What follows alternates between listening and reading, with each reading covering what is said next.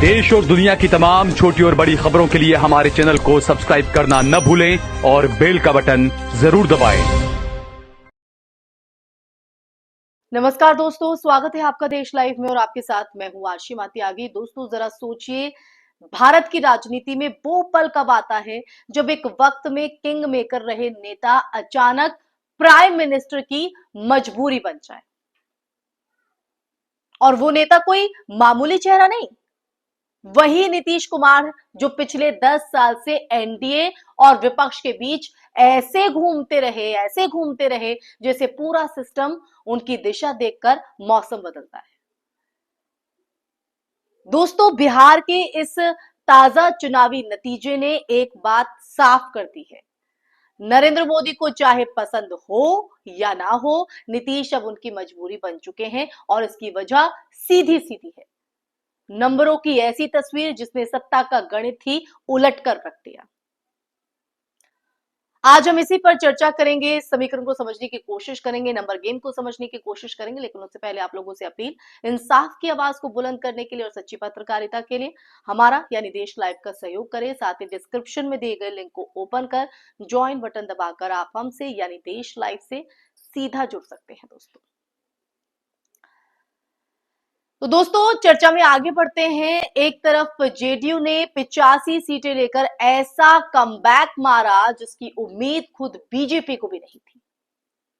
RJD 25 पर रुक गई, कांग्रेस 6 पर, सीपीआई एमएल 2 और एआईएमआईएम की 5 सीटें कहानी को दिलचस्प बना देती है, क्योंकि 123 का ये ब्लॉक भले ही विपक्षी नजर आता हो, लेकिन इनका आइडियोलॉजिकल सेपरेट इतना विविध है कि एकजुटता सिर्फ कागजों में संभव लगती है। उधर बीजेपी 89 पर, एलजेपी आर यानी 19 पर, एचएएम 5, आरएलएम 4 और बीएसपी 1 के साथ मिलकर 118 का एनडीए ब्लॉक बनता है, यानी सत्ता से सिर्फ 6 सीट दूर। और यही वो जगह है जहां बिहार की राजनीति अचानक सस्पेंस थ्रिलर बन जाती है।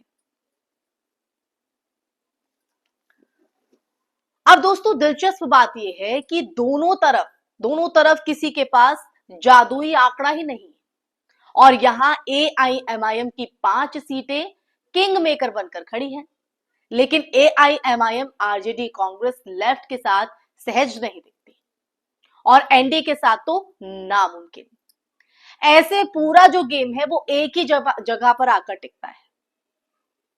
नीतीश कुमार, बीजेपी के पास स्पष्ट बहुमत नहीं और सत्ता तक पहुंचने का एकमात्र रास्ता है नीतीश को मानना और नीतीश को फिर से मुख्यमंत्री बनाना।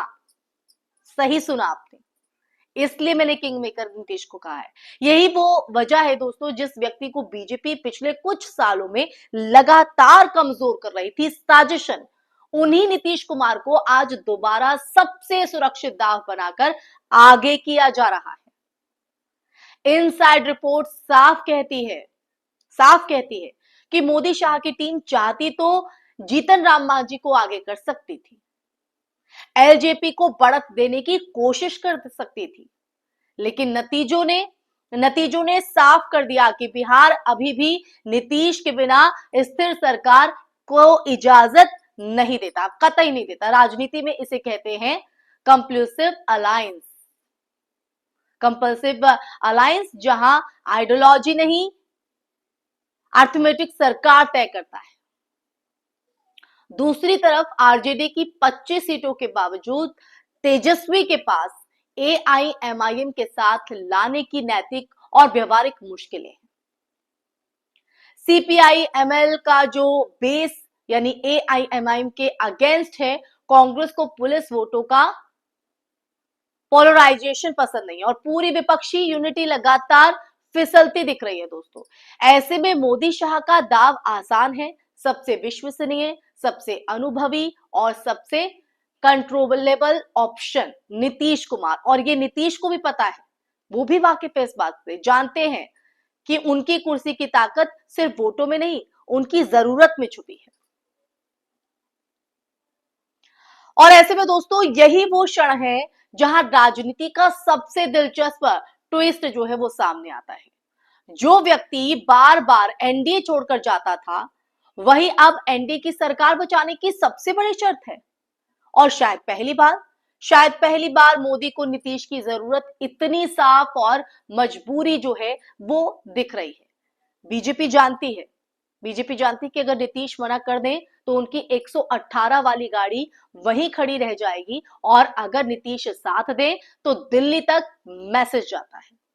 तो अब सवाल ये नहीं कि मुख्यमंत्री कौन होगा, हाँ ये चल रहा होगा कि मुख्यमंत्री कौन होगा, लेकिन इसके साथ सवाल सबसे बड़ा ये है कि इस चुनाव ने मोदी के लिए कौन सी सच्चाई उखाड़ी है दोस्तों। और सच्चाई बेहद साफ है, बेहद साफ। Bihar is a coalition state and Nitish is the only constant. आज AIMIM किंग मेकर है, लेकिन असल राजा बनने वाला वही है जो बार बार इतिहास में किंग मेकर कहलाता आया है।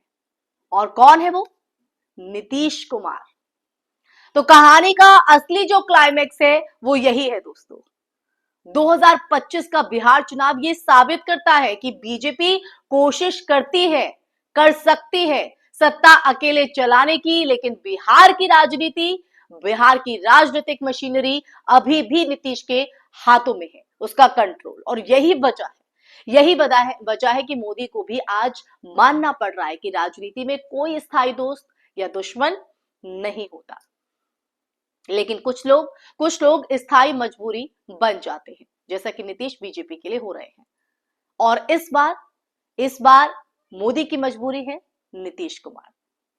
अब ऐसे में बिहार की राजनीति में और क्या दिलचस्प मोड़ देखने को मिल सकते हैं, ये देखने वाली बात रहेगी, या बीजेपी की स्ट्रैटेजी अब आगे के लिए क्या रहेगी, क्योंकि उसकी मंशा में तो वो उतना कामयाब होते हुए दिखाई नहीं दी। अब ऐसे में क्या तस्वीर दिखाई पड़ती है, देखने वाली बात रहेगी। मुख्यमंत्री कौन होगा, ये तमाम वो सवाल है जो इस वक्त हर किसी के जहन में चल रहे हैं, बिहार की जनता में खासकर। इसी के साथ इस चर्चा में फिलहाल बस इतना ही। ये चर्चा आपको कैसी लगी, और बिहार की राजनीति को, बिहार के नतीजों को आप किस तरह से देख रहे हैं? और ये जो किंग मेकर वाली बात सामने आई है, या जो उभर कर सामने आ रही है AIMIM और साथ ही नीतीश कुमार, वो किस तरह से कमजोरी बन चुके हैं बीजेपी की, आप इस बारे में जरूर बताइएगा, इस बात का जिक्र जरूर कीजिएगा। ये चर्चा कैसी लगी वो भी कमेंट बॉक्स में कमेंट करके जरूर बताइएगा दोस्तों। इस वीडियो को ज्यादा से ज्यादा शेयर भी कीजिएगा ताकि सच्चाई हर किसी के सामने पहुंच सके, और हमारे चैनल देश लाइव को सब्सक्राइब भी कीजिएगा ताकि देश लाइव आपके लिए ऐसे ही मुद्दे लेकर आता रहे, सच का संवाद आपके साथ साधता रहे। आपसे इजाजत लेना चाहूंगी, नमस्कार।